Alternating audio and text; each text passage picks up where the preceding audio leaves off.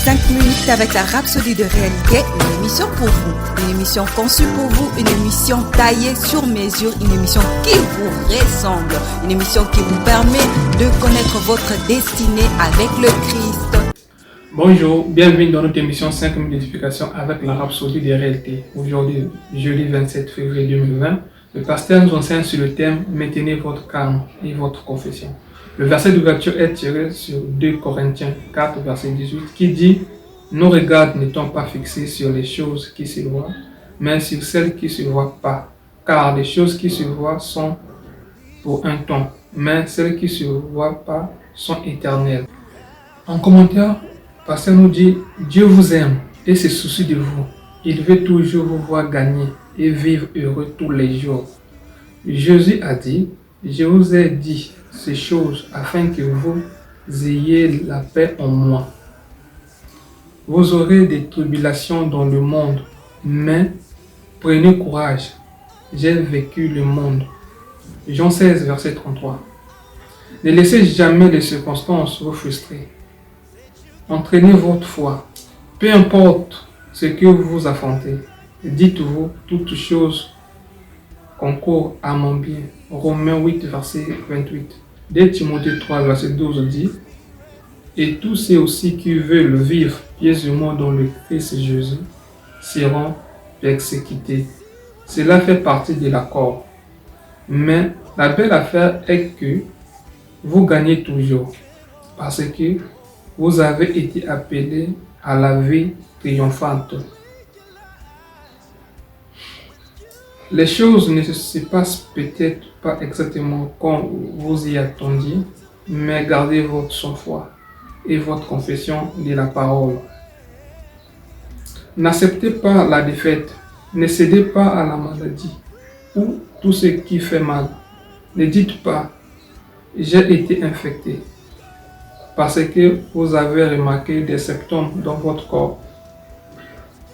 Vous appartenez à la race de la nouvelle création. Les symptômes ou les diagnostics du médecin ne devraient pas changer votre confession. Gardez la parole sur vos lèvres. Ce que vous ressentez ou les chiffres de votre relevé bancaire ne changent pas qui vous êtes. Les choses que vous voyez avec vos yeux physiquement sont temporaires. Cela signifie qu'ils sont appelés à changer. Alors, mettez votre foi à l'œuvre. Votre foi est la victoire qui triomphe du monde. 1 Jean 5, verset 4. Chaque adversité que vous rencontrez est votre opportunité d'expérimenter et de manifester la gloire de Dieu. Car nos légères afflictions du moment présent produisent pour nous, au-delà de toute mesure, leur poids éternel de gloire. 2 Corinthiens 4, verset 17. Peu importe ce que vous traversez dans la vie, cela tournera en votre faveur. Tant que vous détournez les yeux des conditions ou des circonstances et fixez la parole.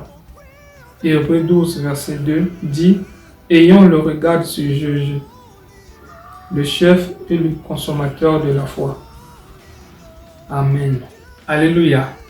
La rhapsodie d'aujourd'hui est très glorieuse. Le pasteur nous enseigne à maintenir notre calme et notre confession. En s'appuyant sur la parole, nous allons prendre quelques instants pour méditer sur la parole. Nous allons prendre la confession et veuillez répéter après moi.